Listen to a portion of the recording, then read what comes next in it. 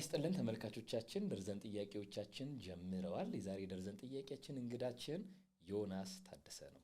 ዛሬ እንድናወራ የፈለኩት ስለ ፍልስፍና ነው። እንግዲህ ፍልስፍና ሲባል ርዕሰ ጉዳዩ ራሱ የሚያስደነግጥ ርዕሰ ጉዳይ ነው። አንድ ሰው ፈላስፋ ለመባል እግዚአብሔር የለም ማለት አለበት ተብሎ እስኪታሰብ ድረስ የሚያስፈራ ርዕሰ ጉዳይ ነው ፍልስፍና። ፍልስፍና ቀመሶችን እያወራን እንቆያለን። እንኳን ደህና መጣ ዮኒ። እንኳን ደህና ቆየህ። እንግዲህ ጥያቄያችንን የምንጀምረው ፍልስፍናን ከመተርጎም ቢሆን ይሻላል ብዬ አስባለሁኝ። ፍልስፍና ስንል ምን እያልን ነው? ስለምንድነው እያወራን ያለነው? አመሰግናለሁ። ፍልስፍና እንዲሁ ዝም ብሎ በተለምዶ በስፋት የምናውቀው የሁለት ቃላት ጥምረት ነው። ፊሎ ወይም ደግሞ ፊሊያ ፍቅር እና ዞፊያ ጥበብ፣ የጥበብ ፍቅር ማለት ነው ቃሉ። ግን ሰፋ አድርገን ይዘቱ ስንተረጉመው ግን ፍልስፍና ማለት በአጠቃላይ የህይወት ላይፍ የህላዌ ወይም ደግሞ ኤግዚስተንስ እና በህይወትና በህላዌ መካከል ያለው ግንኙነት ወይም ደግሞ ዝምድና ምንድነው የሚል እይታ የሚሰጠን ሰፊ አውድ ነው ማለት ነው። ፍልስፍና በአጭሩ እንዲያርገን መተርጎም እንችላለን። ጥሩ። በደንብ ወደ ሐሳባችን ለመንደርደር እንዲመቸን እንደው ፍልስፍና እንዴት ተወልዶ እንዴት አደገ፣ አሁን ላይ ምን ላይ ደርሷል? ይሄ በጣም አሪፍ ጥያቄ ነው። ሰፋም ያለ ነው።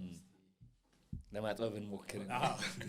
2500 ዓመት ወደ ኋላ ሄደን ፍልስፍና የተጀመረው በፍልስፍና ታሪክ እንዴት ነው የሚባለው የሰው ልጅ ከሚቶስ ወይም ሚቶሎጂ ከተረት ወደ ህሊና ሽግግር አደረገበት የሚባለው ዘመን ላይ ግሪክ ላይ ነው ፍልስፍና ተወለደ የሚባለው።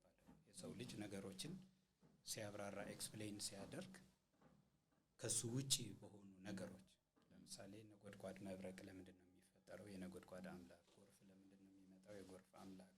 ዝናብ፣ ለሁሉም ነገር ምክንያቱ እዚሁ ካለንበት ዓለም ውጪ ወዳለ የሆነ ከውዝ ምክንያት አድርጎ ዓለምን የሚያብራራበት መንገድ ነው የነበረው። ለመጀመሪያ ጊዜ ቴሊዝ የሚባል ፈላስፋ ብዙ ነገር ነው፣ ማትማቲሻን፣ ፊዚሲስት፣ ብዙ ነገር ልንለው እንችላለን። በብዙ ነገር ስሙ የሚነሳ ሰው ነው። በብዙ ነገር ስሙ የሚነሳ ሰው ነው። እሱ የሁሉ ነገር ምንጩ ውሃ ነው አለ። አሁን ውሃ ነው የሁሉ ነገር ምንጭ ሲባል አሁን ስንሰማው የሆነ አስቂኝ ነገር ነው። ግን ዋናው ይዘቱ እሱ አይደለም። እቺ ተርኒንግ ፖይንት ቅያሽ የምትሆነው ለምንድን ነው? ያ ከኛ ውጪ የነበረው ምክንያት ፍለጋ ወደኛ አመጣው። የሰው ልጅ ጥያቄ ጠይቆ መልሱም ራሱ አሁን ውሃ ማለቱ መሳሳቱ አይደለም ጉዳዩ። ጥያቄውን ጠየቀ፣ መልሱንም የፈለገው ከራሱ ከአእምሮው ነው ማለት ነው። እቺ ናት ከተረት ከሚቶስ ወይ ሚቶሎጂ ከምንላት ወደ ሎጎስ ወደ ሪዝን ወደ ሎጂክ አመጣው ማለት ነው። እና ከዛም ጊዜ ጀምሮ ነው የፍልስፍና መንገድ ጉዞ የሚጀምረው። እንዲያው ባጭሩ እንትኖቹን ለመንካት ያክል ይሄ አልጋ በአልጋ አልነበረም። ይሄ ጉዞ ወደ ራሱ ወደ ሰው ቢያመጣውም ቴሊዝ ግን ሪዝን ሪያሊቲን እውነታን ማወቅ ይችላል ወይ የሚለው ጥያቄ ግን ኢሚዲየትሊ ስኬፕቲክ የሆኑ ጥያቄዎች አሉ። እንደነ ቀጥለው ከሱ በኋላ የሚመጡ እንደነ ሄራክሊተስ በምንድን ነው የምናውቀው? ይሄ ዓለም በስሜት ሕዋሳቶቻችን ነው?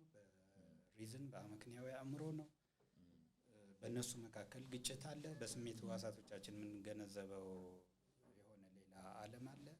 ሪዝን የሚነግረን ነገር አለ የሚለው ጥያቄ ነው ፍልስፍናን አንፎልድ እያደረጉ አሁን ያለንበት ድረስ እንዲደርስ የሆነው ማለት ነው። ከዛ ሶቅራጥስ እና ሄራክላይተስ በምንድን ነው ጀምረውት የነበረው?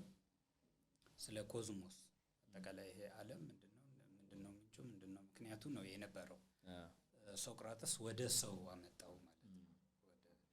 ወደ ሰው እውቀት ምንድነው፣ ስነ ምግባር ምንድነው፣ ሰው ማለት ምንድነው የሚሉ ነገሮች ወደ ሰውን ማዕከል አደረገው። እዛ ምክንያት የእሱ ተማሪ ፕሌቶ ሰውን ሲበይን የሁለት ዓለም ፍጥረት አደረገው። ወርልድ ኦፍ ፎርምስ ላይ ያለና ማቴሪያሊስት የሆነ ተፈጥሮ ያለው አደረገው። አሪስቶትል ደግሞ ፕሌቶን በመቃወም አይ እውነታው አንድ ነች፣ ዩኒቨርሱ ሁለንታው ዓለሙ አንድ ነው፣ ሁሉም ነገር እዚህ ነው ያለው፣ አንድ ዩኒቨርስ አንድ ዓለም ነው ያለው፣ አንድ እውነታ የሚል ፍልስፍና በቃ ላለፉት 2500 ዓመታት ማለት ይቻላል እነዚህ ሁለት ሐሳቦች ተወጥሮ አንዴ መሃል ላይ አንዴ ወደ አሪስቶትል አንዴ ወደ ፕሌቶ እያለ ነው እንግዲህ አሁን እስካለንበት ዘመን ደርሶ አሁን ከ20ኛው ክፍለ ዘመን አጋማሽ በኋላ በተለይ በፈረንጆቹ ከ1970ዎቹ ጀምሮ ድህረ ዘመናዊነት የሚባለው እኔ አደገኛ ፍልስፍናዊ ንቅናቄ እለዋለሁ። እውነት የሚባል ማወቅ አይቻልም፣ እውቀት ማወቅ አይቻልም። ሳይንስና ይሄ ፍልስፍና ከሚቶስ ወደ ሎጎስ የተደረገ ሽግግር ብለነው ነበረ። አሁን ሁሉም እኩል ነው። በተለይ ድህረ ዘመናዊነት ላይ በደንብ ማነሳለ ጥያቄ ያለው ወደኋላ እንመጣበታለን። ግን ከቀደመ ጥያቄ ጋር ላይ ያይዘልህና እንግዲህ በፍልስፍና ታሪክ ውስጥ ፍልስፍና በመጣበት መንገድ ውስጥ ለፍልስፍና እንደው በጣም የተለየ ወርቃማ የሚባል ዘመን ነበረው። የትኛው ዘመን ወርቃማ ሊሆን ይችላል? አንደኛው በጣም በእኔ ምልከታ ወርቃማ የምላቸው ሁለት ዘመናት አሉ። አንደኛው የግሪኩ በተለይ ከሶቅራጥስ ጀምሮ እስከ አሪስቶትል እስከነበረበት ዘመን የፍልስፍና ወርቃማ ጊዜ ሶቅራጥስ፣ ፕሌቶ፣ አሪስቶትል የሚለው ጊዜ ማለት ነው። ፍልስፍና በቃ በምልአት በስፋት ሁሉንም ቅርንጫፎቹ አሁን ፍልስፍና ኦልሞስት ሳይንስም እና ፍልስፍናን መለየት ራሱ የተጀመረበት ጊዜ ነው። አይለያይም ለረጅም ጊዜ ሳይንስ ፊዚክስ አሁን ለምሳሌ የአሪስቶትል ፊዚክስ አሉት መጽሐፍቶች።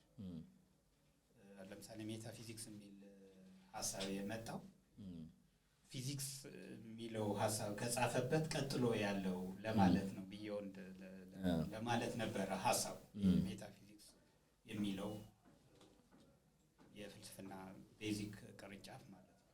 እና እነዚህ የስነ እውቀት የኢቲክስ ነገሮችን በምልአት የተብራሩበት ወርቃማው ዘመን ግሪክ ነው። ከዛ በኋላ ከአሪስቶትል በኋላ ብዙ ኦሪጂናል የሆነ ፈላስፋ መምጣት አልቻለም ነበር። ለተወሰነ ጊዜ ኒዮ ፕሌቶኒዝም የሚባል በፕሎታይነስ ሶስተኛው ሁለተኛው ክፍለ ዘመን ከክርስቶስ ልደት በኋላ ትንሽ ማቆጥቆጥ ጀምሮ ነበረ። ግን ከነ ኦገስቲን በኋላ አውሮፓ የፍልስፍና ታሪክ የጨለማው ዘመን የሚባል ፍልስፍና እንደገና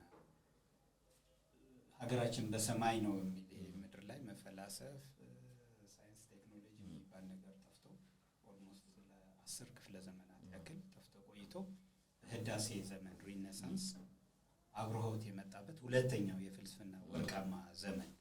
እነዚህ ከፍልስፍናም አልፎ ጋሊሌዮ፣ ዳቪንቺ፣ ሚካኤል አንጀሎ አይነት በአርቱ በሳይንሱ በማትማቲክሱ ብሎ የአብሮሆት ዘመን የሚባለው ኢንላይትመንት፣ እነዚህ ሁለቱ በጣም ወርቃማ የፍልስፍና ዘመናት ናቸው። በጣም ጥሩ። አያይዤ ላነሳልህ የፈለኩትን ጥያቄ በዚሁ መለስክልኝ። የጨለማ ዘመን ፍልስፍና ይኖረው ይሆን ወይ የሚል ጥያቄ ነበረኝ። በዛ ጥያቄ መካከል መልሰህልኛል። ፍልስፍና አለ። ፍልስፍናው እንዲያውም ጥሩ እንኳን አነሳ። ጨለማ ዘመን የሚባለው ከምን ፐርስፔክቲቭ መጠንቀቅ አለብን? ከዓለም ሁኔታ ከሳይንስና ከቴክኖሎጂ እድገት ከሰው ልጅ ህይወት ምድራዊ ህይወት አንጻር ነው ጨለማ እንጂ ለምሳሌ ከክርስትና እይታ ካየነው ወርቃማ ዘመን ነው ይሄ ጨለማ ዘመን የሚባለው። ምክንያቱም ማዕት ቤተክርስቲያኖች የሚሰሩበት ሰው ዓለምን ትቶ ገዳም የሚገባበት ምንኩስና በጣም በጣም ከፍታ ደረጃ ላይ የደረሰበት ሰማይን የሚናፍቅበት ጊዜ ስለነበረ ከክርስትና አይን ካየነው ባይዘው ያ ጨለማ የሚባለው ከምድራዊ ህይወት የብርሃን ዘመን ነው። በጣም ጠቃሚ ጥያቄ እንዳነሳ ገፋፋኝ። እንግዲህ ተመልካቾቻችንም ይሄን የሚገምቱት ነገር አለ። ፍልስፍና ሲባል ጸረ ሃይማኖት፣ ጸረ ባህል አድርጎ የሚያስቡ ሰዎች አሉና እንግዲህ ለክርስትና ወርቃማ ለሃይማኖት ወርቃማ የነበረው ዘመን ለፍልስፍና የጨለማ ዘመን ከሆነ በእርግጥ ፍልስፍናና ሃይማኖት ጠላት ለጠላት ናቸው፣ ባለጋራ ናቸው ወይስ ወዳጅ ወይ ደግሞ አንተም በድንበር ተባብሎ መኖር የሚችሉ ናቸው? በትክክል ፍልስፍናና ሃይማኖት ምንና ምንድን ናቸው? ያ በጣም አሪፍ ጥያቄ። ፍልስፍናና ሃይማኖት የሚያገናኛቸው ነገር አለ፣ የሚለያዩበት መሰረታዊ የሆነ ነገርም አለ። የሚገናኙበት መንገድ ምንድን ነው? የሰው ልጅ በውል አውቀው ተገንዝበውም ይሁን ሳያውቀው በውስጥ ታዋቂነት ያለ ፍልስፍና መኖር አይችልም፣ ለሰውም ለማህበረሰብ። ምክንያቱም ሶስት መሰረታዊ ጥያቄዎች አውቀንም ተገንዝበንም ይሁን ሳናውቀው ለሶስት መሰረታዊ ጥያቄዎች መልሰን ነው መኖር የምንችለው እዚህ ምድር መላለስ። ምንድናቸው እነኛ ጥያቄዎች? ምንድናቸው እነዚህ ጥያቄዎች? የመጀመሪያው ጥያቄ የት ነኝ? የት ነው ያለሁት? ምን አይነት ዓለም ውስጥ ምን አይነት ሁለንታ ውስጥ ነው ያለሁት? ጥያቄ ሰው አውቆትም ይሁን ሳያውቀው መመለስ አለበት። ይሄን ሳያውቅ ሰላም አግኝቶ ዋስትና ያለው ህይወት ሴፍቲ ተሰምቶት ሊኖር አይችልም። እንዲሁ በቀላሉ እንኳን ስናስበው ፊዚክስ ምናምን ማወቅ የለብንም ግዴታ። እኔ እናንተ እዚህ ቁጭ ብለን ለማውራት ይሄ ህንፃ ሊደረመስ ይችላል፣ ግን እኛ አሁን እያወራን ያለ ነው ፎር ግራንትድ ወስደን ሳናስበው ማለት ነው። በቃ ፎር ግራንትድ የወሰድነው አይደረመስም። ልክ እንደዛ እቺ ጠባብ ነች። አጠቃላይ ዓለሙ ምን አይነት ዓለም ውስጥ ነው ያለሁት የሚለው አውቆትም ይሁን ሳያውቅ ሰው መልሷል። በውስጥ ታዋቂነትም ቢሆን ምን አይነት ዓለም ውስጥ ነው የተፈጠረ? ዓለም ነው ያልተፈጠረ? እንዲሁ ለዘላለም ራሱ የሚኖር ነው ወይስ የሆነ የሚመራው የሚገፋው የሚያሽከረክረው የሚዘውረው የሆነ አካል አለ የምትል ጥያቄ ኮንሺየስሊ ሊያወጣት ይችላል። እሷን እንደመለሰ ላያውቅ ይችላል፣ ግን መልሰዋል ማለት ነው። ሁለተኛው ጥያቄ እንዴት አወቅኩ? ያ ለዛ የት ምን አይነት ዓለም ውስጥ ነው ያለሁት ለሚለው ጥያቄ የሆነ መልስ መልስ በምን ምክንያት አውቄ ነው የሰጠሁት ያን መልስ እንዴት ነው ያገኘሁት የሚለውም ጥያቄ መመለስ አለበት። እንዲሁ በእምነት ነው እየኔ ያመንኩት ወይስ ምክንያት አለኝ? ተገልጾልኝ ነው ወይስ በህልሜ ነው ወይስ ከማህበረሰብ ያገኘሁት ነው? ከየት ነው ያገኘሁትም? አውቆትም ይሁን ሳያውቅ አንድ ግለሰብ ይሄን መልሰዋል ማለት ነው። ሶስተኛውና በጣም ወሳኙ ለህይወት ታዲያ እዚህ ዓለም ላይ ምንድነው እያደረኩ ያለሁት? የህይወት ትርጉም ምንድነው? በህይወት መኖሬ፣ መመላለሴ፣ መስራቴ፣ መማሬ ምንድነው የምትለው ጥያቄ ይችንም መልስ ሳያገኝ በጣም ሰላም የሚነሳ ነው ይሄ ነገር ካልተመለሰ ማለት ነው። እነዚህ በቴክኒካል ስም ብንጠራቸው የት ነው ያለሁት የሚለው የሜታፊዚክስ ጥያቄ ነው በፍልስፍና ቴክኒካል ቋንቋ። እንዴት አወቅኩ የሚለው የኤፒስቴሞሎጂ እውቀት ጥያቄ ነው። ምንድነው ማድረግ ያለብኝ ወይም ደግሞ ለምንድነው የህይወት ዓላማ ትርጉሙ መመላለሴ ምንድነው የሚለው ደግሞ የኤቲክስ ወይም ደግሞ የስነ ምግባር ጥያቄ ነው ማለት ነው። እና እነዚህን ሳንመልስ መኖር ስለማንችል ከፍልስፍና መነጠል አንችልም ማለት ነው። ሃይማኖት እዚህ ላይ ነው የሚመጣው። ለእነዚህ ጥያቄዎች የተዘጋጀ መልስ አለው ሃይማኖት። የት ነው ያለሁት? በፈጣሪ የተፈጠረ ዓለም ውስጥ አሁን ተበላስፎ ጠይቆ ኮንሺየስሊ ላይሆን ይችላል። አብዛኛው ሰው ይሄ ስለተመለሰለት ነው ዘና ብሎ እየኖረ ላያውቀው ይችላል። ይሄን ጥያቄ መሰረታዊ ጥያቄ ሆኖበት መመለስ እንደሚገባው ላያውቅ ይችላል። ግን ስለተመለሰለት ግን ያውቃል። ማንኛውም ሰው በጠይቀው አምላክ ከፈጠረለት ምድር እየኖረ እንደሆነ ያስባል። ስለዚህ አንድ ጥያቄ መልሰዋል ማለት ነው። እንዴት አወቅኩ የሚለው በእምነት በመጽሐፍ ቅዱስ በቁርአን በተለያየ እንደየሃይማኖቱ ሊነግርህ ይችላል ማለት ምንድነው ማድረግ ያለብኝ የሚለው ክርስቲያናዊ፣ እስላማዊ፣ ኮንፊሽናዊ፣ ቻይናዊ ምናምን ስነምግባር አንዳች አይነት ሃይማኖታዊ መልሶች አሉት። ስለዚህ ሃይማኖት እነዚህን ጥያቄዎች የሚመልስ ፍልስፍና ቅድም የህይወት የህላዌና የህይወትና የህላዌ ዝምድና ያለው የፍልስፍና ስንበይን ይህን ጥያቄ በመመለስ ደረጃ ሃይማኖትም ፍልስፍና ነው ማለት ነው። ስለዚህ ያለ ፍልስፍና እየኖርን ያለን ቢመስለን ተሳስተናል። ሃይማኖት ያችን ቦታ ተክቶ ስለሰራ ነው።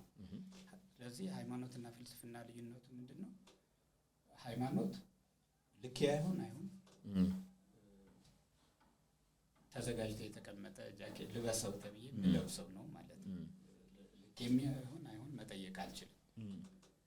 ፍልስፍና ግን በልኬ እንዳሰፋት እንዳስተካክለው ከጠበበኝ እንዲሰፋ ከሰፋ እንዲጠብ መጠየቅ እችላለሁ ማለት ነው። ሃይማኖትም ፍልስፍና ነው። ግን ፍልስፍና ቤዚክ እንትኑ ልብ ትርታው ጥያቄ ነው ማለት ነው። ሃይማኖት ላይ ዶክትሪን አይደለም ፍልስፍና። ሁለተኛና ወሳኝ የሚለያዩበት መንገድ ግን የሃይማኖት የእውቀት መንገድ ሜቶዶሎጂ ፌዝ ፌዝ ማለት ቢሊፍ ኢን ዘ አብሰንስ ኦፍ ሪዝን ኦር ኤቪደንስ ኦር ኢቭን ኢን ስፓይት ኦፍ ኤቪደንስ ማለት ነው። አብዛኛውን ጊዜ ፌዝ ሲባል ከቢሊፍ ጋር ይቀላቀላል። እምነት ዞሮ እኮ ኤቲስት የምትሆን እምነት አለ ምናምን ይባላል። እሱ ስህተት ነው። እሱ ምን ነው ስህተት የሚሆነው? ምክንያቱም ሶሻል ሚዲያ ላይ በጣም ደጋግመን እንሰማለን በተለያዩ ጉዳዮች ላይ እግዚአብሔር አለ ካልክም እያመንክ ነው፣ እግዚአብሔር የለም ካልክም እያመንክ ነው፣ ዞሮ እምነት ነው የሚል ጥያቄ ተደጋግሞ ይነሳልና አሁን እምነት ኢኩቮኬት ስለምትደረግ ነው። አሻሚ እንደ አሻሚ ቃል ስለምንጠቀምባት ነው እምነት የምትል። እምነት ማለት ቢሊፍ ከሆነ ቅድም ብለናል፣ ማንም ሰው ያለ ፍልስፍና መኖር የማይችል ከሆነ ያለ እምነት ቢሊፍ ሲስተም አለው ውስጥ ማለት ነው። ይሄ ልክ ነው። ፌዝ ማለት ግን ማንም ሰው ፌዝ አለው ማለት ከሆነች ግን ነው ችግር ያለባት። ፌዝ ልክ የሃይማኖታዊ አይነት እምነት አለ የምትለዋ ነገር ነች ስህተት ማለት ነው። ምክንያቱም ፌዝ ማለት ቢሊፍ ኢን ዘ አብሰንስ ኦር ኢቭን ኢን ስፓይት ኦፍ ኤቪደንስ ኦር ፕሩፍ ብለናል። አብዛኛው ጊዜ ፌዝ ስንረዳው እንዴት ነው? ማስረጃ ያጣንበት ነገር ላይ ሊፕ እናደርጋለን ማለት ነው። ወደ ጭፍን እምነት ጭፍን እንቀበላለን።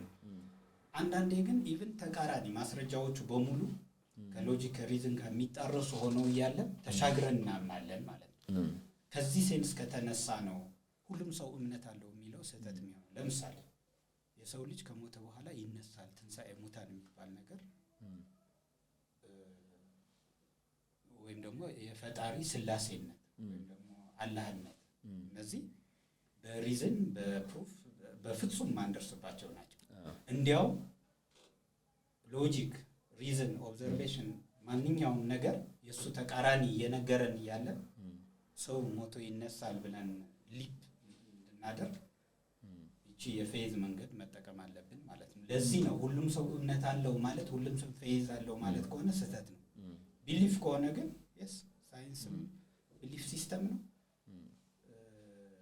ፍልስፍናም ቢሊፍ ሲስተም ነው፣ ሃይማኖትም ቢሊፍ ሲስተም ነው። የእውቀት መንገዱ ሜቶዶሎጂ ግን ይለያያል ማለት ነው። ፍልስፍና ግን ሪዝን ነው መንገዱ ማለት ነው። አሁን የተለያዩ ተቃራኒ ፍልስፍናዎች አሉ።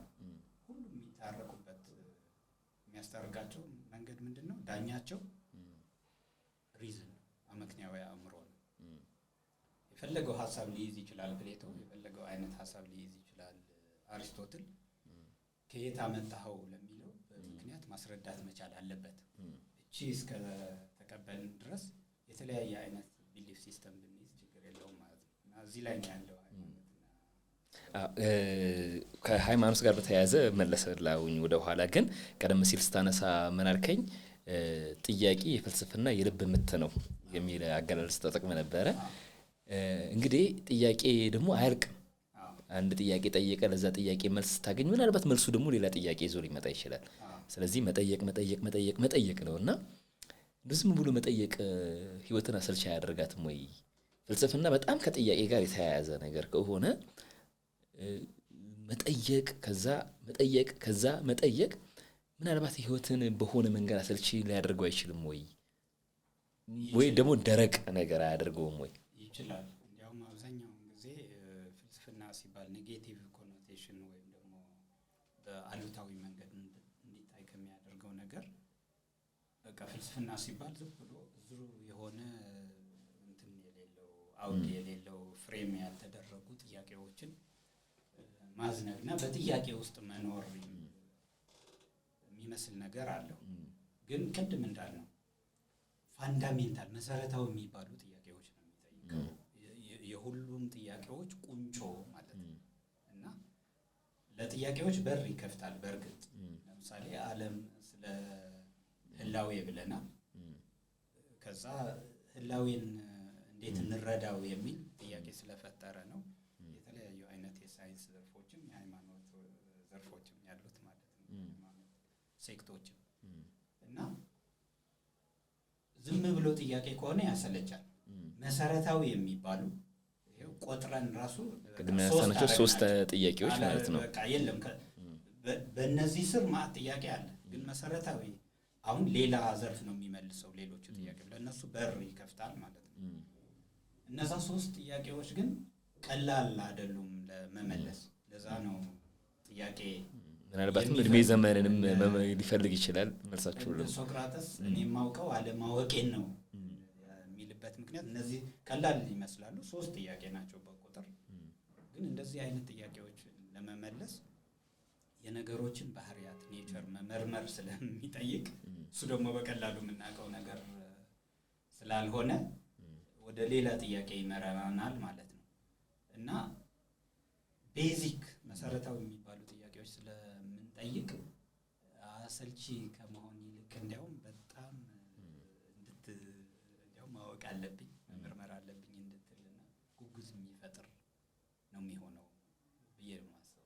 ጥሩ። አሁንም ሃይማኖት ቀመስ ከሆነ አጀንዳም አልወጣም። አሁንም ቢሆን በነገራችን ሃይማኖት የምልበት ምክንያት ፍልስፍና ሲባል በደንብ ተደርጎ ከሃይማኖት ጋር በጣም ጸበኛና ጠላት በጠላት ምናምን ተደርጎ እንደሚበየን እናውቃለን። እና እንደውም የሚባል ቀልድ አለ አይደለ? ትንሽ መንፈሳዊ ጥያቄ ስታነሳ 3 የፍልስፍና መጽሐፍ አንብበ ምናምን ነገር ይባላል። እና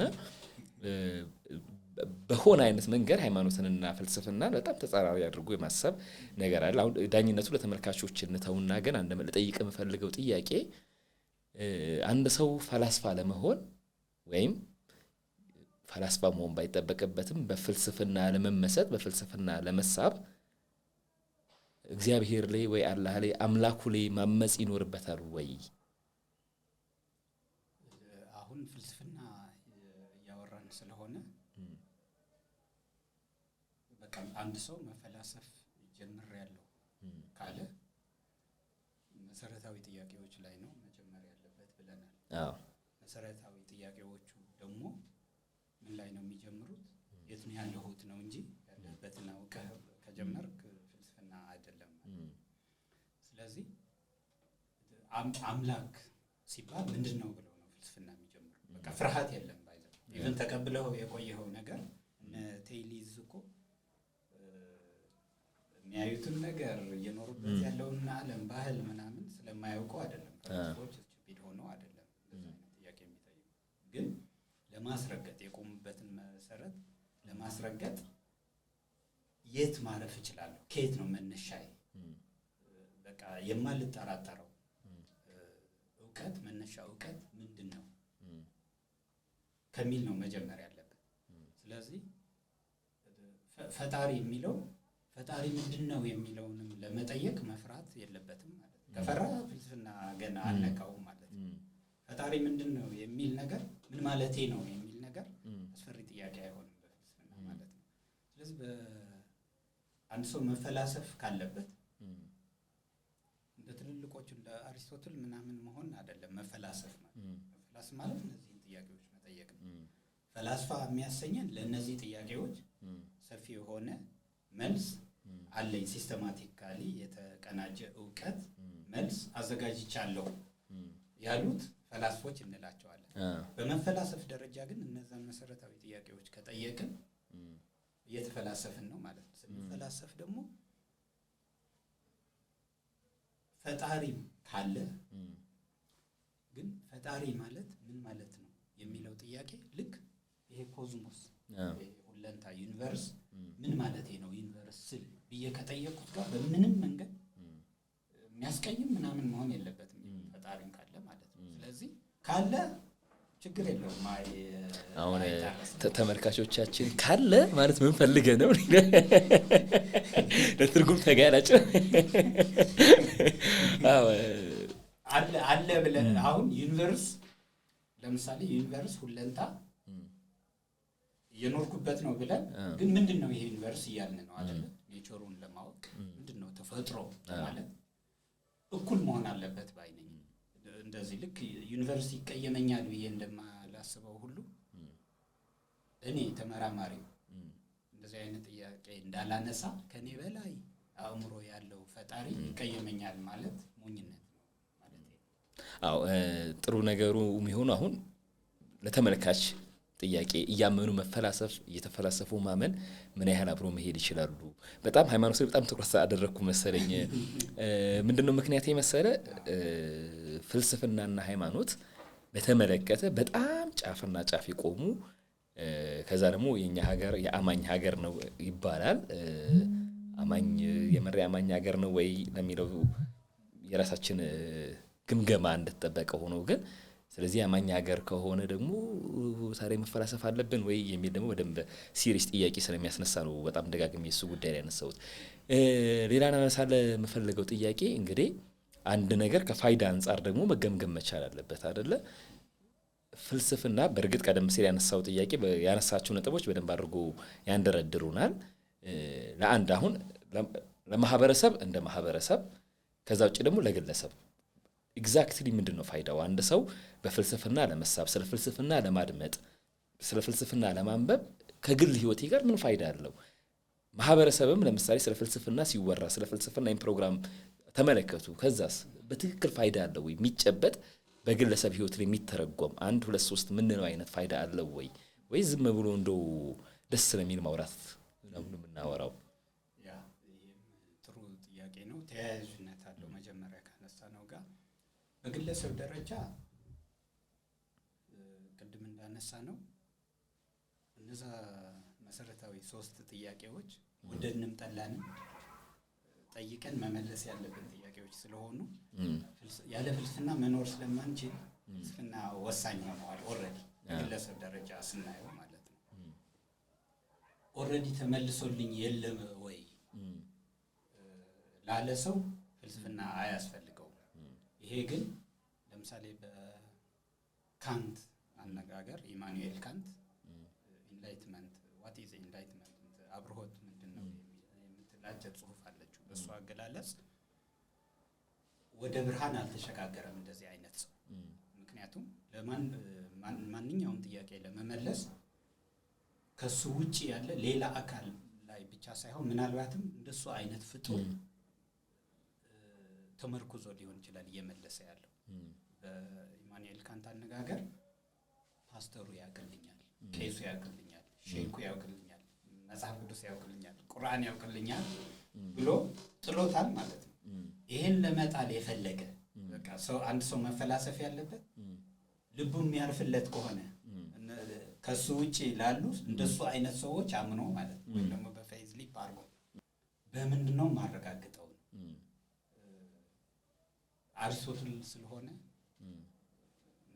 እሱ ጋር ነው አሁን ቅድም ላነሳብ አላቋርጠህም ብዬ እንጂ ለምሳሌ ቄስ ያውቅልኛል፣ ፓስተር ያውቅልኛል፣ ሼህ ያውቅልኛል ብሎ አርፎ ላለመቀመጥ ያረፈ ሰው ጥሩ ነው እንኳን አረፈ። ግን ጥያቄ የፈጠረበት ሰው መፈላሰፍ እንዳለበት ሁሉ አሁን ተመሳሳይ ነገር አታይም ወይ? ለምሳሌ ካንት ያውቅልኛል፣ ዴካርት ያውቅልኛል ወይ አርስቶትል ያውቅልኛል አይነት የሚመስል ነገር ደግሞ አለ።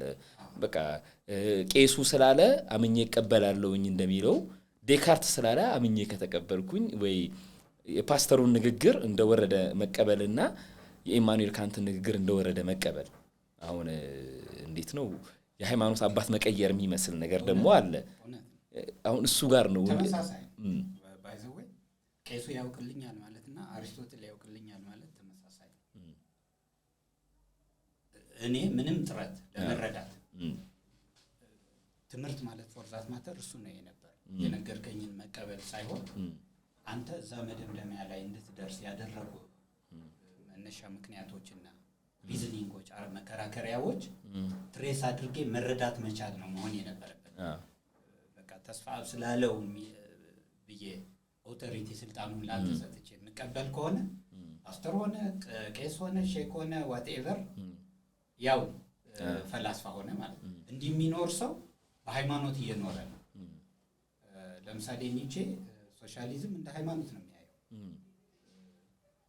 ማርክስ ብሎታል የሚል ሰው ጨርሶታል እኮ ስለ ኢኮኖሚ ካፒታል ላይ ጉዳዩ ምንም ሆነ ምን እንግዲህ ማርክስ ከጻፈው ምን እናደርጋለን የሚመስል ነገር አዎ ከጻፈው ምን እናደርጋለን የሆነ የበላይ አካል አለ ከኔ ውጪ የበላይ አካል ግዴታ ፈጣሪ አይደለም። ኒቼ እንደ ሃይማኖት የሚያየው ለምንድን ነው ማህበረሰብ የሚባል ኮሌክቲቭ የሚባል ከኔ በላይ የሆነ ኢንቲቲ አለ የሚለው ከሰማይ አውርደህ እዚህ አድርገዋል አምላክህ ነው እንጂ ያው ነው። በዚህ መንገድ የሚታመን ማንኛውም ነገር ያው ነው ሃይማኖት ነው ማለት ነው። ስለዚህ እሱ ሮንግ ነው እየተፈላሰፍክ አይደለም። ፍልስፍና ውልደቷ እሷ ነች ብለናል። ካንተ ውጪ የሆነ ጥያቄ ጠይቀህ የመንስኤና የውጤት ግንኙነት እዚሁ አንተ ጋር ካንተ ውጪ ሳይሆን በሪዝን ማግኘት ያለብህ ነገር ነው ፍልስፍና እንዲወለድ ያደረገው እንጂ እኮ ፍልስፍና ነበረ ለነዛ ጥያቄዎች መልስ ይሰጣል። ከሚፍ ወደ ሎጎስ የሚባል ወደ ሪዝን የተደረገው ሽግግር መንስኤው እኔ ማወቅ እችላለሁ መመርመር እችላለሁ ማለት ነው። ምን እንደሆነ መንስኤው የውጤቱ መንስኤ ማለት ነው። ይቺ ለማድረግ ይቺን ጥያቄ ለመጠየቅ ፈቃደኛ የሆነ ሰው የፍልስፍናዋን መንገድ ጀምሯታል ማለት ነው። መቀጠል አለበት። አይ ጨርሻለሁ የተዘጋጀውን መልበስ ለብሼ መኖር አልጎረበጠኝም ካለ ከፍልስፍና ወጥተዋል። ያው ህይወቱን ለአዘጋጁ ለሰፊው ሰጥቶ እየኖረ ነው ማለት ነው። ስለዚህ ላመነው እንደ እምነቱ ይሁንለት፣ ለጠየቀውም ደግሞ መርምሮ የሚደርስለት። ግን አሁን ወደ ፋይዳው ጋር በተያያዘ በደንብ እንታሰምርልኝ ስለምፈልግ ነው። ማህበረሰብስ በትክክል አሁን ፍልስፍና በግለሰብ ህይወት ላይ ለሚጠይቅ ሰው ያለውን ፋይዳ ቀደም ሲል አንስተናል። ተያያዥነት እንዳለው ይገባኛል። ግን ደግሞ እንደ ህብረተሰብ ክፍል አሁን ፍልስፍና ሪዝን ማድረግ ምናምን የሚጨምርለት የምር የሆነ ፋይዳ አለው ወይ? በጣም ቅድም ኤቲክስ ላይ ነበር ያረፍነው። በግለሰብ ምንድነው ማድረግ ያለብኝ?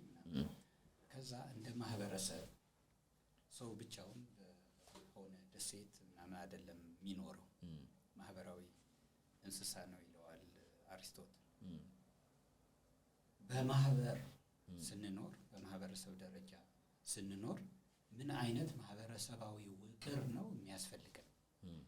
ሰላማዊ የሆነ የጋራ ህላዌ እንዲኖረን የሚያስችል ማህበረሰባዊ መዋቅርና ስርዓተ መንግስት እንዴት ነው መፍጠር የምንችለው የሚለው ልክ ኢቲክስ ወደ ምን ተሻገረ? ወደ ፖለቲክስ ፖሊ ኢቲክስ ማለት ነው።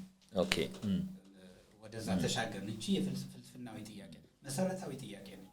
ማህበረሰብ እንዴት ነው መዋቀር ያለበት የምትል ጥያቄ ነው። ስለዚህ ማን ፕሌቶ መሰለኝ እንደሚለው ንጉሱ ፈላስፋ እንዲሁ ልንገደድ ነው ማለት ነው። አሁን እዚህ ላይ ነው ቅድም ይሄን ጥያቄ እኔ መመለስ የለብኝም የሚመልስልኝ አካል አለ በሚል ሃይማኖታዊ እሳቤ የምንሄድ ከሆነ እነዚህን ጥያቄዎች እኔ መልሳቸዋለሁ ላለ እንተዋለን ማለት ነው። እንዳልከው አሁን ፕሌቶ ፈላስፋ ነው መምራት ያለበት ብሎናል። የሆነ ሰው ሊመራን ነው ማለት ነው ፈላስፋ ነኝ ብሎ ወይ ንጉሱ ፈላስፋ መሆን አለበት ወይም ደግሞ ፈላስፋ ንጉስ መሆን መቻል አለበት ነው የፕሌቶ አንዱ መንገድ። ይሄ ግን ፍልስፍናዊ ጥያቄ ነው። ኖ ወደ ምድር በዲሞክራሲ ነው። የአሪስቶትል ደግሞ ሚዛን ጠብቀን ንጉስም ሞናርኪም መኖር አለበት፣ አሪስቶክራሲም ዲሞክራሲም የነዚህ ቅይጥ ነው መሆን ያለበት ደግሞ ይላል አሪስቶትል። አሁን አየህ መሰረታዊ ጥያቄ ስለሆነ እየተወዛገቡበት ነው ማለት ነው። ችላ ብለን የምንተወው ጥያቄ አይደል። ዝም ብሎ ማህበረሰባዊ መዋቅር እንዲሁ አይሰራም ማለት ነው። ከሆነ ሀሳብ ነው የሚጨለፈው ማለት ነው። ስለዚህ ፍልስፍና ለማህበረሰብ በጣም ወሳኝ ነው ማለት ነው። ቀጥታ ፖለቲካ ጋር ከገባ እንግዲህ ኤግዛክትሊ ፖለቲካዊ ፍልስፍና በቃ እንዴት ነው እንደ ማህበረሰብ ምን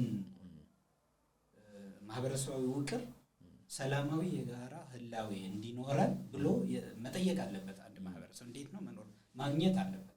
ይሄን ያላገኘ ባይ ዲፎልት የሆኑ ሀሳቦች እየመሩት ነው። ፍልስፍና ሀሳቦች ናቸው የብዙ ነገር መግፊያ ምክንያቶች የሚለው ነገር መገንዘብ መቻል ነው። ፍልስፍና ማለት ምንድነው መግፊያ ምክንያቱ የሚለው ማለት ነው። እንደ ማህበረሰብ እንደዚህ አይነት መዋቅር እንድንኖር ያደረገን ያስቻለን ነገር ምንድነው ብለን መጠየቅ መቻል አለብን ማለት ነው። ያሉትን ችግሮች መፍታት እንድንችል ያሉትን በጎ ነገሮች ጸጋዎች ማስቀጠል እንድንችል እንደዚህ አይነት ጥያቄዎች ወሳኝ ናቸው። ሁሉም ሰው መጠየቅ የለበትም። የማህበረሰብ ሊቃውንት ግን ይሄን መጠየቅ መቻል አለባቸው። ስለዚህ በጣም ወሳኝ ነው ማለት ነው ማህበረሰብ ፍልስፍና። ምክንያቱም የፖለቲካ ፍልስፍና የሌለው ማህበረሰብ ሆኖ መቀጠልም መኖርም አይችልም። በቃ የዋሻ የድሮ የጥንት ከእንስሳት ብዙ ያራቀ አኗኗር ነው የምንኖረው ማለት ነው። አዎ ጥሩ ነገሩ አንዱ ጥያቄ ከአንዱ ጋር አንዱ መልስ ለአንዱ ጥሩ መንደርደሪያም ጥሩ ተያያዥነትም አለው ወይ ሲስተማቲካል መሆኑን በተወሰነ መንገድ እንትን ይሰጣናል። ካነሳው ነጥብ ጋር የሚያያዘ ጥያቄ ላንሳልህና አሁን ፍልስፍና መሰረታዊ 3 ጥያቄዎች አሉት ብለናል። ከዛ ውጪ በማህበረሰብ የዕለት ተዕለት ኑሮ ላይ ጣልቃ ይገባል ብለናል። በሌሎች ዕውቀቶች ላይ ሳይሆን ፍልስፍና ያለው ጣልቃ ገብነት ምን ድረስ ነው? ከፍልስፍና ውጪ ያሉ ዕውቀቶች አሉ አይደለ? እነኛ ዕውቀቶች ላይ ፍልስፍና ምን ያህል አሻራው ማሳረፍ ይችላል ወይስ የሆነ ድንበር ተሰማምሮ ልዩነት አላቸው? በጣም አሪፍ ጥያቄ ነው። በአሉታዊ መንገድም አዎንታዊ መንገድም መግለጽ ይቻላል። አሁን ለምሳሌ ፍልስፍና አሪስቶትላዊ መንገድ ሲከተል ይሄ ዓለም ያልተፈጠረ ነው፣ አንድ ዓለም ብቻ ነው፣ አንድ ዩኒቨርስ ነው ያለው። ሰው ደግሞ ይህንን ዓለም በአርቅቆት በአብስትራክሽን ማወቅ ይችላል ሲል አሪስቶትል ምንድነው ያደረገው? ፕሌቶ ሰው የሁለት ዓለም በሁለት ፈረሶች ይላቸዋል። በሁለት ፈረስ የሚጎተት ጋሪ ያደርገዋል ፕሌቶ። አንዱ ወደ ላይ አንዱ ወደ ታች፣ ስጋዊ እንትኑ ወደ ታች ነፍሱ ወደ ላይ የምትጎትተው ያደርገዋል። እና ልዕልናውን ደግሞ ይሄ የነፍሱን ነገር አድርጎ ስለሰጠው ፕሌቶናዊ መንገድ ስንከተል ሳይንስና ቴክኖሎጂ ላይ ምንም ነገር ኤነርጂያችንን ልናጠፋ አንችልም። ይሄ ነው ቀጥታ። ምክንያቱም አገሬ በሰማይ ይሄ ቅድም ዳርክ ኤጅ የጨለማ ዘመን ያልነው ሰው ስላልተፈላሰፈ አይደለም። ኦግስቲን ሲቲ ኦፍ ጋድ የዓለም መምሰል ያለበት ሞዴል ማድረግ ያለበት ሰማያዊቷን ከተማ ነው ማለት ነው። ኢቭን ምድር ማህበረሰብ አወቃቀሩ መሆን ያለበት ማለት ነው። ይሄ ዲቫይን ኪንግ ምናምን የሚል በእግዚአብሔር የተቀባ ንጉስ አይዲያ የሚመጣው በዛ ምክንያት ነው። እና ሰዎች ሀገራችን በሰማይ ነው፣ እቺ አላፊ ጠፊ ጥላ ዓለም ነች የሚል ፍልስፍና ሰውን ምን ያደርገዋል? ለምሳሌ ይሄን ዓለም እንዲንቅ ለምን ይመራመራል? ጥሎት ለሚሄድ ዓለም ማለት ነው። ቀጥታ ግንኙነት አለው ማለት ነው። አይ ይሄ ነው ያለችንም አንዲት ዓለም ይቺ ናት እስካለን ድረስ እሷ ላይ ነው ኢንቨስት ማድረግ ያለብን የሚለው አርስቶትላዊ እሳቤ ደግሞ እንደነ አርኪሜድስ ያሉ እንደነ ዩክሊድ ያሉ የማትማቲክስ የፊዚክስ እስካሁን የምንጠቀምባቸው ሀሳቦችን ዓለምን እንድንመራመር እንድናውቅ አድርገዋል ማለት ነው። እና ቀጥታ ግንኙነት ነው ያለው ፍልስፍና ከህይወታችን ጋር። ምን አይነት ሀሳብ ነው እያራምድን ያለነው ነው፣ ምን አይነት አኗኗር የኑሮ ዘይቤ እየተከተልን እንዳለን የሚቃኝልን ማለት ነው። ስለዚህ ከመልስክ የተረዳውት ከተሳሳትኩት ታረመኛለህ። የምንከተለው የፍልስፍና አይነት ለፍልስፍና ያለን መሰጠት መንገድ ሌሎች ተግባራዊ ዕውቀቶቻችንን ምድር ላይ ምን ተገብራቸው ዝርዝር ዕውቀቶቻችን ላይ ወይ በቀጥታ ወይ በተዘዋዋሪ ተጽዕኖ ያሳድራል ብለን መደምደም እንችላለን። ፍልስፍና ነው ወሳኙ መዘውር ሞተር ከኋላ ያለው ፍልስፍና ነው። ፍልስፍናው እሳቤያችን ምንድነው? እይታችን ነው በቃ ጋይድ የሚያደርገን በኑሮ። ስለዚህ ቀጥታ ተጽዕኖ አለው ማለት ነው። ለምሳሌ በሳይንስ ላይ ይሄ ዓለም የሚመረመር ነው የሚል ፍልስፍና ከተከተለ ብቻ ነው ላቦራቶሪ ሰርቶ ሳይንቲስት መመራመር የሚችለው ባይዘው። እንጂ ይሄ ዓለም ኢሉዥን ነው። ለምሳሌ በፕሌቶናዊ መንገድ ምንም ልናቀው የማንችለው የለውጥ ጅረት ፍለክስ ነው ብሎ የሚያስብ ሰው ሊመራመር አይችልም። ለማይታወቅ ዓለም ላቦራቶሪ የሚባል አይኖርም። ቀጥታ ነው እንትኑ የፍልስፍና ተጽዕኖ የሐሳብ ተጽዕኖ በግልጽ ነው የሚታየው፣ አናስተውለው። ጥሩ ወደ ብዙ ጊዜ ክርክር ላይ የሚነሳ ጥያቄ አለ። ለምሳሌ አፍሪካ የራሷ ፍልስፍና አላት ወይ የላትም ወይ ምናምን የሚል ክርክር ይነሳል። እና አጥብበውና ሀገራችን ኢትዮጵያ ፍልስፍና መድረክ ላይ ያላት ቦታ ምንድን ነው? የራሷ ፍልስፍና አላት? ለፍልስፍና ባዳ ናት? እንዴት ነው ልንገልጻት የምንችለው? አዎ ይሄ በጣም ኮንትሮቨርሻል የሆነ ጥያቄ ነው። አሁን ፍልስፍና ቅድም ብለናል። ለነዛ መሰረታዊ ጥያቄዎች መልስ በመስጠት ከሆነ ሁሉም ማህበረሰብ እነዚህ ነገሮች ሳይመልስ መኖር ስለማይችል ፍልስፍና የሌለው ማህበረሰብ አለ ማለት ከባድ። ግን ፍልስፍና ፕሮፐር እነዚህን ጥያቄዎች በውል ተገንዝቦ ጥያቄዎችን አንስቶ መልስ ለመመለስ የሚደረግ ሙከራ አይነት እና ደግሞ ዳኛ ሪዝንና ሪዝን ብቻ አድርገን ከሆነ ግን የኔ ምልከታ ምንድነው? አፍሪካም ፍልስፍና የላትም፣ ኢትዮጵያም እንደዛ አይነት ፍልስፍና የላትም። እንደዛ አይነት መንገድ የሞከሩ ጥቂት ሰዎች ግን አሉ። አሁን ላነሳልህ የፈለኩት ነጥብ ሊመጣ አሁን ጥያቄውን በመጠየቅ ከሆነ ወይም በመሞከር ከሆነ ወልደ ሕይወትን ማንሳት እንችላለን ወይ ዘርዓ ያዕቆብን ማንሳት እንችላለን ምናምን። እንግዲህ አንዳንድ ሰዎች ደግሞ ቅኔም እኮ ፍልስፍና ነው የሚሉ ሰዎች አሉ። እሱ ወደ ኋላ እንመለስበታለን። ግን እንግዲህ የሚሞክሩ ሰዎች ካሉ አጠቃላይ ምን ያህል ህዝብ ሲሞክር ነው ፍልስፍና ለምንለው? መቼስ ግሪክ ላይ ተነስተን ሁሉም ሰው ሞክሮት ላይሆን ይችላል አይደለም። ታዲያ ኢትዮጵያ ውስጥ ዘርዓ ያዕቆብ ወይ ወልደ ሕይወት ወይ ሌላ ሰው ሲሞክር ለምንድነው ፍልስፍና አለ ልንልም አንችለው? አሁን በዘርዓ ያዕቆብ ህዝብ ሁሉ አሁን ለምሳሌ ግሪክ ተነስተው ስለተፈላሰፉ አይደለም። አንድ ማህበረሰብ ስንገልጸው ባይዘወይ በሊቃውንቶቹ ኢንተሌክቹዋልስ አማካኝነት ኢንተሌክቹዋሎቹ ላይ ገዢ ሐሳብ ሆኖ የሚሰራ ነገር ምንድን ነው የሚል ነገር ነው ስለ አንድ ማህበረሰብ መበየን የምንችለው። እና ግሪክ ላይ ሊቃውንቶቹ በአጠቃላይ ኢንተሌክቹዋልስ ይህን ሐሳብ ያልነውን የፍልስፍና ሐሳብ ከሚቶስ ወደ ለጎስ የተደረገው ሽግግር እምነት ሃይማኖት አልነበረም ማለት አይደለም። አማልክት ነበሩ ግሪክ ላይ፣ ግን ዜውስ ነበሩ። ገዢ ሐሳብ እንዳይሆኑ ሶቅራጥስ እኮ አንዱ የተከሰሰበት ምክንያት እኮ ልጆቻችንን ከእምነት ጎዳና እያስወጣብን ነው የሚል ነው። ስለዚህ ካልቸሩ ነበረ ማለት ነው፣ ሃይማኖታዊ ካልቸሩ።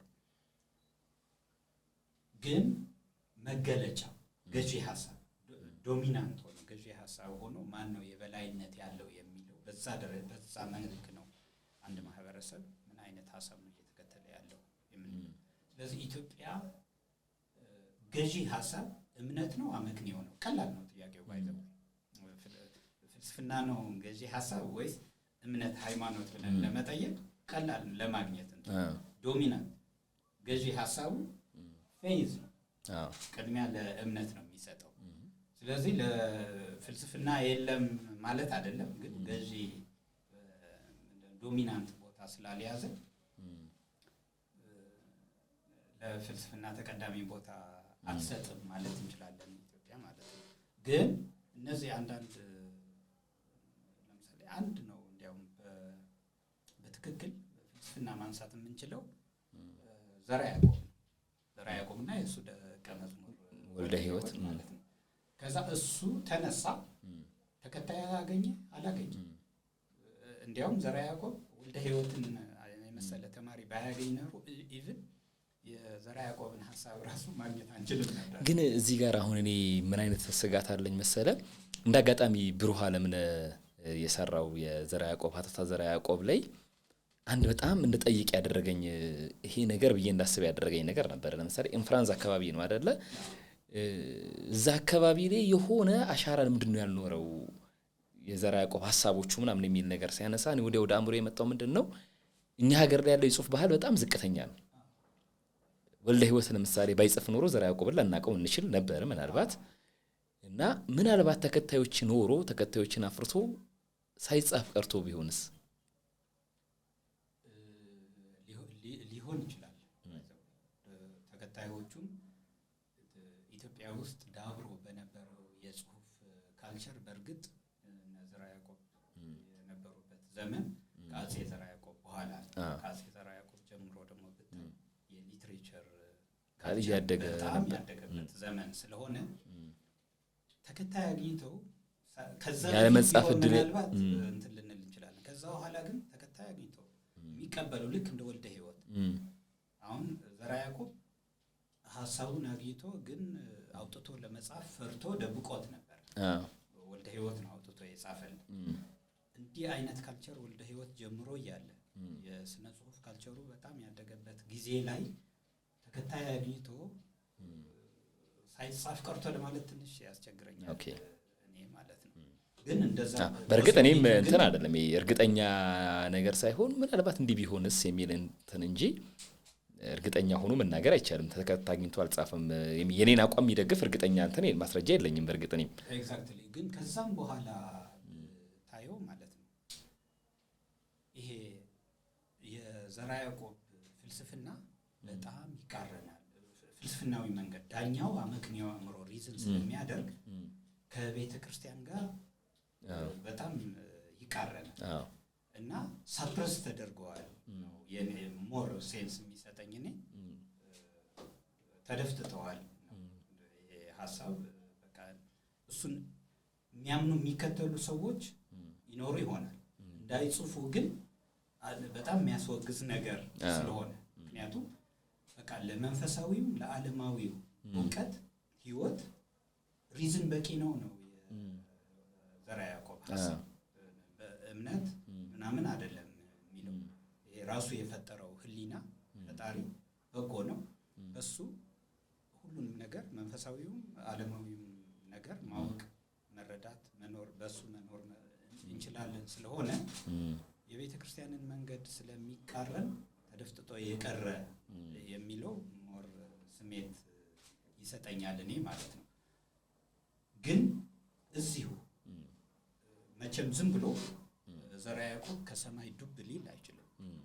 እንደዛ እንዲጠይቅ ያደረገው ነገር አለ።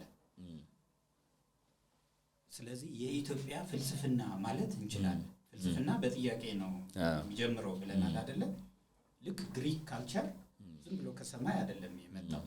እቺ የጥያቄ ካልቸር ነበረች ማለት ነው። ኢትዮጵያ ውስጥም ዘርዓ ያዕቆብ የቅኔ የመጽሐፍ ትርጓሜ ተማሪም አስተማሪም ስለሆነ ቅኔ ቤት በጣም አራት አይናም ይባል ነበር አይደል?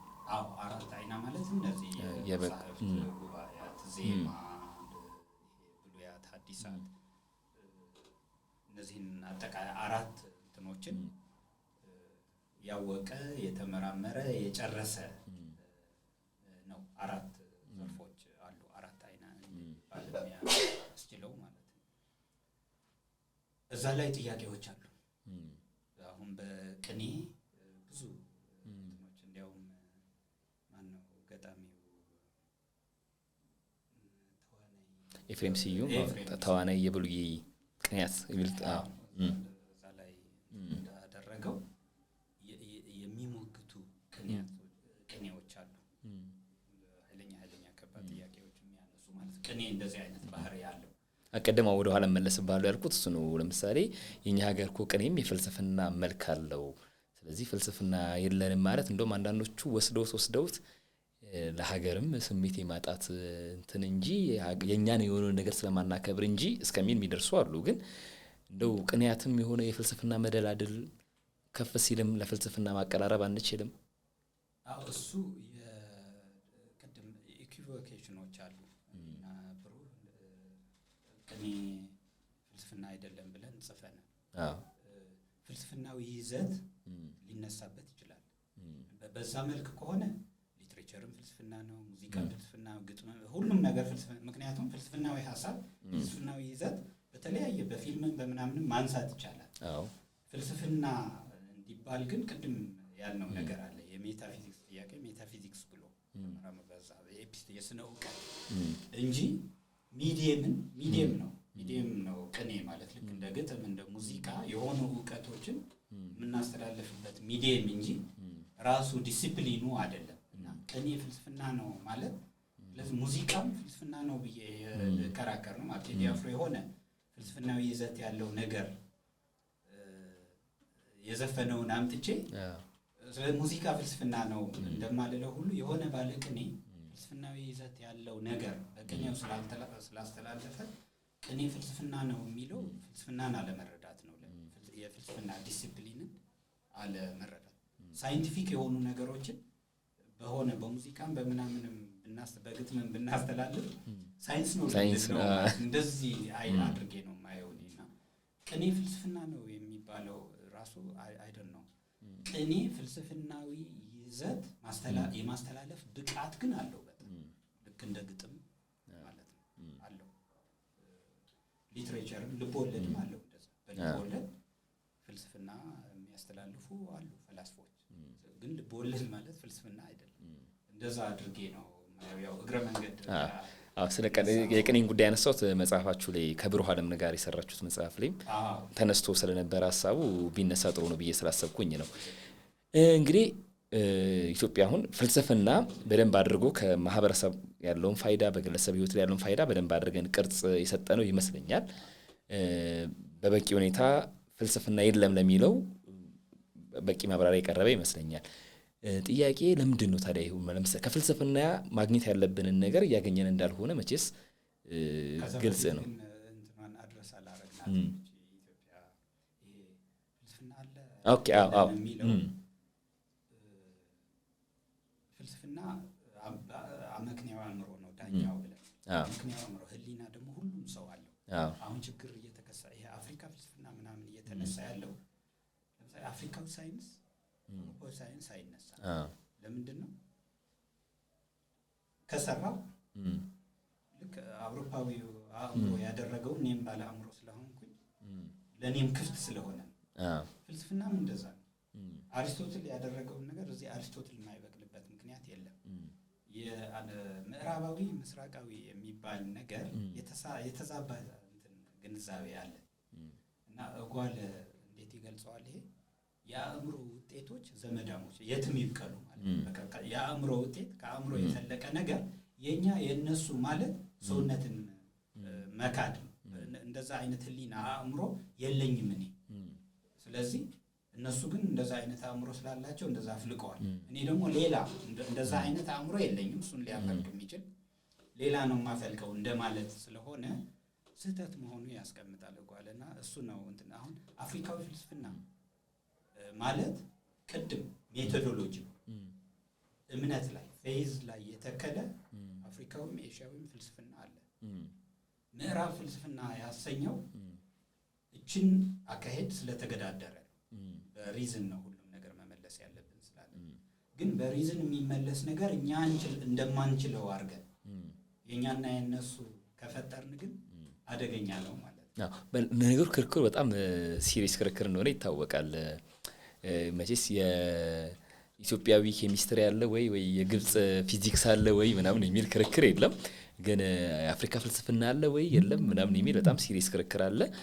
አዎ ሌላ ጊዜ ምናልባት በጣም ብንወያይበት ግን ደስ ይለኛል። ይሄ ሐሳብ ዮሴፍ ቢ የአፍሪካ ፍልስፍና የሚል አንድ መጽሐፍ አለው እና ዛሬ በጣም ጥያቄን በሁለቱም ጽንፍ ላይ ሆነን በደንብ እንድንወያይ እንድንጠያየቅ የሚያደርጉ ነጥቦች አሉት። እንወያይበታለን ብዬ ተስፋ አደርጋለሁ ሌላ ጊዜ። ወደ ነጥቤ ልመለስልህና ኢትዮጵያ እንደ ማህበረሰብ ከፍልስፍና ማግኘት ያለባትን ሪል ፋይዳ እንደው ማግኘት ያልቻልነው ለምን ይመስልሃል?